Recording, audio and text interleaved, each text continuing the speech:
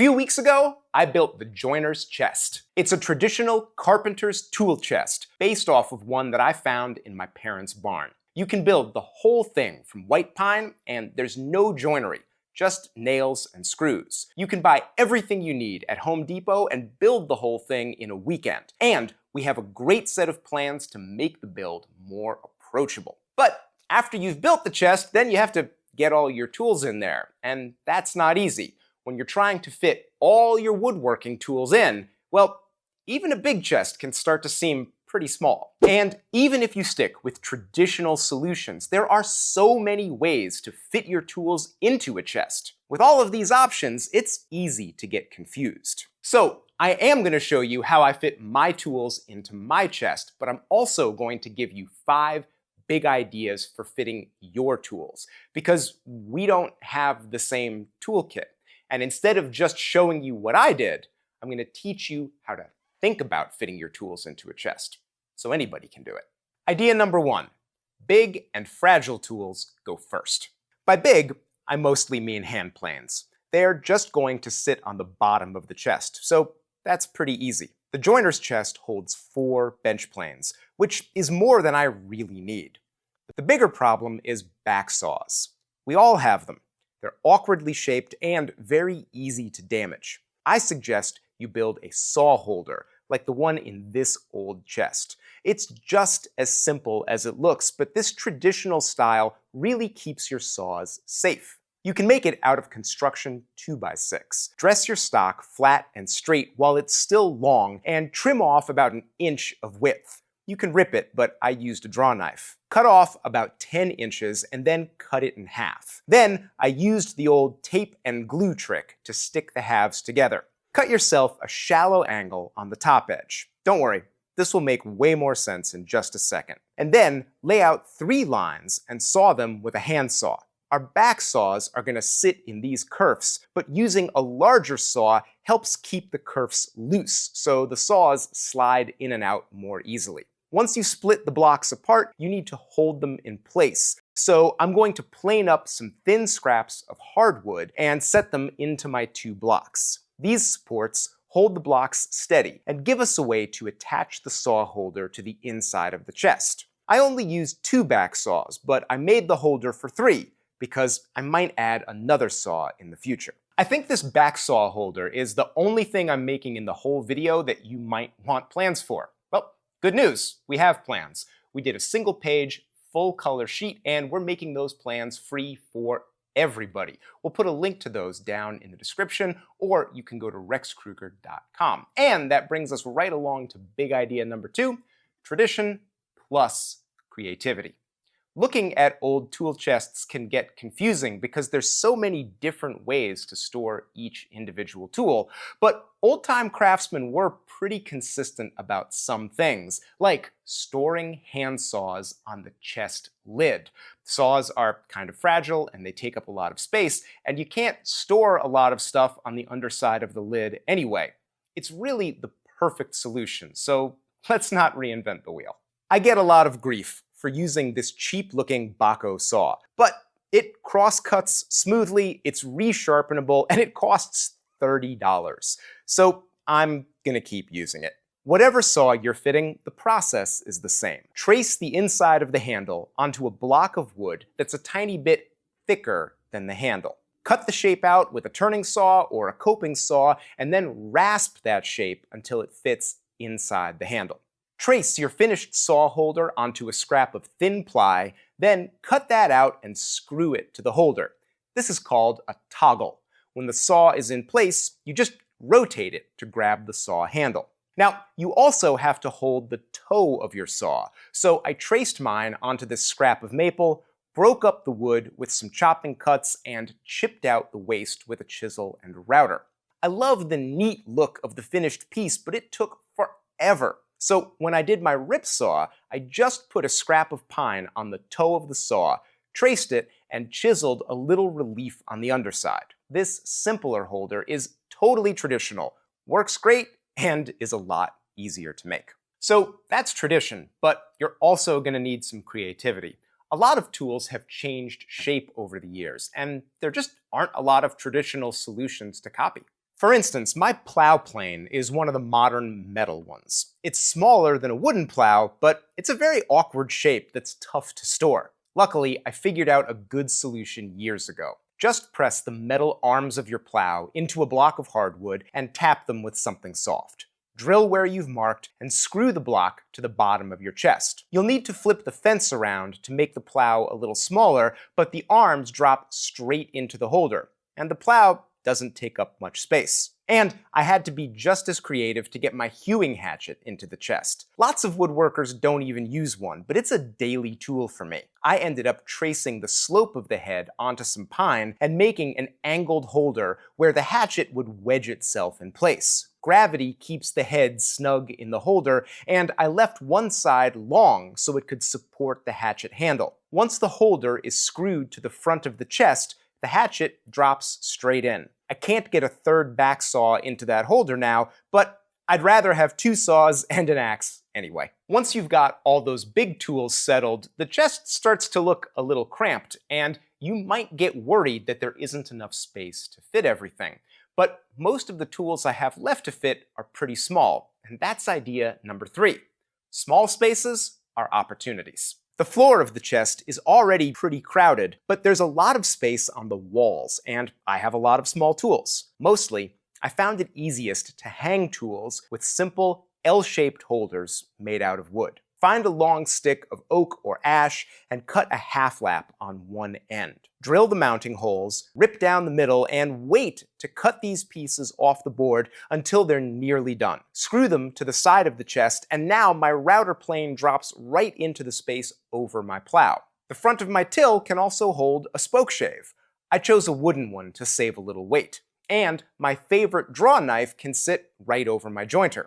It's easy once you learn how to see your tools filling these spaces. And yes, some of my tools do block access to some of my other tools, but that's okay because I thought it through. So my router plane is in the way of my plow plane, but I don't use my plow that often, so it really doesn't bother me. Also, my draw knife is blocking access to my jointer plane, but I only ever use my jointer plane after I've taken all the other planes out of the chest. And with all the other planes gone, the jointer is easy to get to. It's okay if some of your tools are in the way of other tools, as long as all the stuff you use most often is on the top layer. And since we're thinking about layering tools and where to place them, that brings us right to idea number 4. The tool chest is in your mind. And I know, that's an annoyingly philosophical thing for me to say. Let me explain. For the first 10 years I did woodworking, I bought all my tools from yard sales and flea markets, and I wasn't picky. If it was a woodworking hand tool and it was cheap, I just bought it. As I learned the craft, I also learned to focus on a small kit of useful tools instead of trying to use everything I owned. And that's great, except the tools I use every day are scattered around the shop in a million stupid places. My hewing hatchet is hanging with a bunch of other stuff I rarely use. I've got a huge drawer full of files and rasps, but most days I only use 3 or 4 of them. I've got this massive Craftsman tool chest, and it's full of mostly stuff I never touch. And every day I find myself walking around the shop, grabbing one tool from here and one from there, and walking past 3 other tools that are mostly collecting dust, and this is a terrible way to work. Your tool chest might never leave the shop, but it's still worth building because it forces you to make some decisions. You can't get every last tool in the chest, so you really have to think about what tools you really use day to day. This is my second time fitting out a tool chest. The first one is that gray one right behind me there, and each time I do this, I'm shocked at the way putting the chest together streamlines my thinking and really focuses my tool collection. In my previous tool chest, I made this big open till. It was supposed to slide back and forth, but that never worked. Instead, it just got filled up with crap I never use and became a dumping ground for scraps and bits of hardware. My new chest has a smaller till with a lid. It won't fit much stuff, so everything in there needs to earn its place. And this is where most folks say, hey, wouldn't you rather have a tool wall? And I've been using this one for years, and it works okay. I mean, some of the things on here make sense, and I'll probably always have a little tool wall that has combination squares, screwdrivers, pliers, rulers, the stuff that I really grab all the time. And not just woodworking tools either, just general tools for repairing household stuff. That stuff makes sense, but there's a lot of parts of this tool wall that honestly have gotten kind of ridiculous. Like, I've got 2 spoke shaves on it. They don't really need to be here. They would be better off in a tool chest. I've got my router plane hanging up here. I don't use a router plane every day. It doesn't need to be up on this wall. Bevel gauges, I don't use those all the time. The stuff on this wall that I actually use could fit on a space about a quarter this size. And I think that's the problem with tool walls in general. Walls are pretty big, so the urge is to just keep adding stuff. Put up everything. More options is better, right? Honestly, my experience is more options is not better. Too many options leads to wasted time because you're choosing between very similar tools or reaching past stuff that you never use to get to that one tool that you use all the time. Creativity isn't a function of having a million options. Creativity comes from limitations. Build a tool chest. Make some decisions. And here's my final idea. You're not done. In fact, you're kind of never done.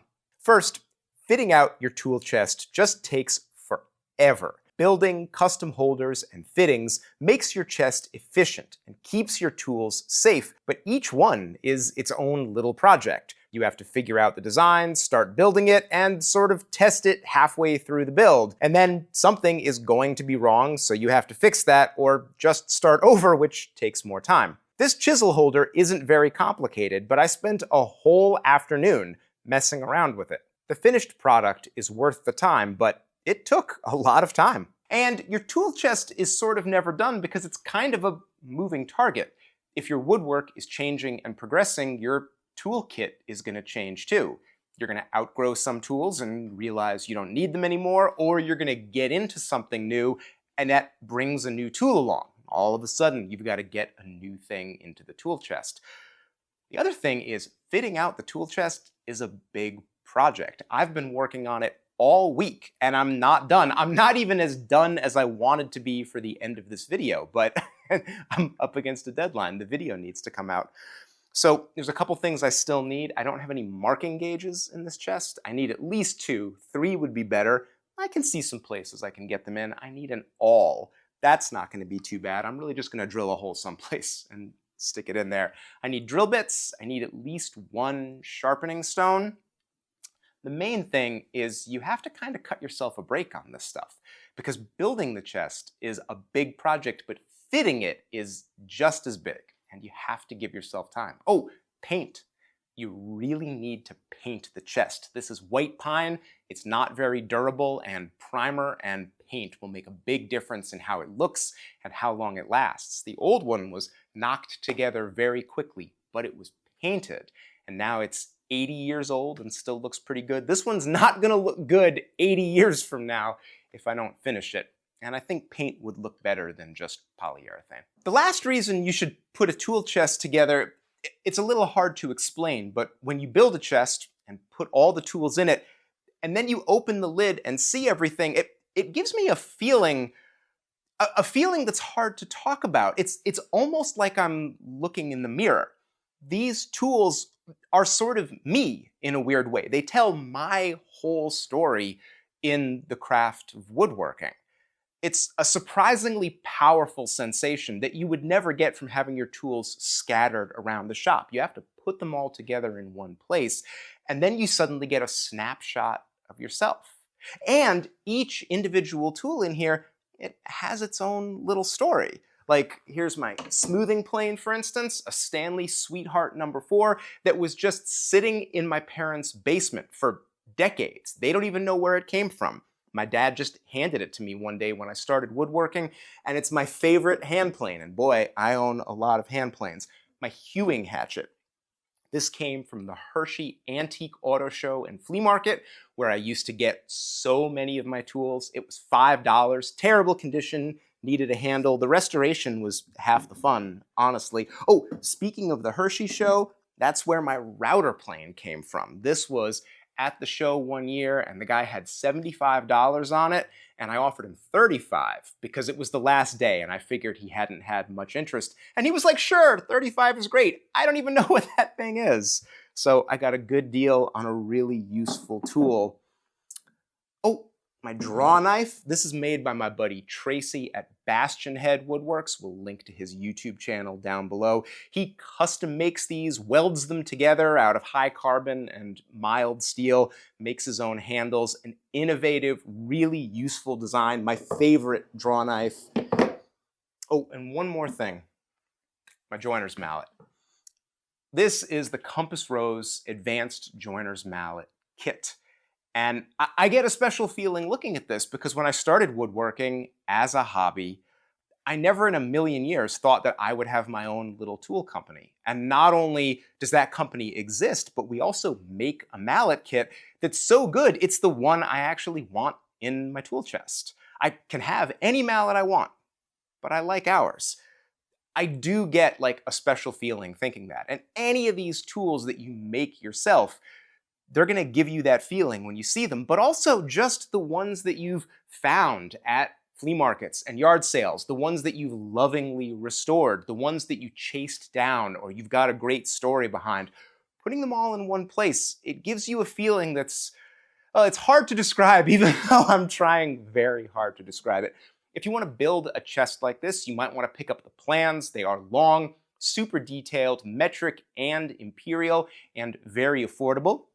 You can get our single sheet plans just for the saw holder. Those are free for everybody. Get all that stuff at rexkrueger.com, and we'll put the links down below. Read The Anarchist's Tool Chest by Chris Schwarz, a fantastic book that teaches you how to make a cabinet maker's chest. Significantly larger and more complicated than this one. If you have more tools and you can't make up your mind, that might be the chest for you, and it's also a really good read. Patreon.com/RexKrueger. My patrons get the plans for free. They get a bunch of other stuff like exclusive videos. When we come back in 2 weeks, the video is just going to be for patrons. We're not putting it out on YouTube. Our patrons pay for this content. They're our single biggest source of support. So they get things that the audience doesn't always get. If you'd like to be a patron, go to patreon.com/RexKrueger and check out all the rewards we have for the people who make this content possible. Anyway, it's been a long couple of weeks. Thanks for following along this whole thing with me. It's been a blast. See you soon.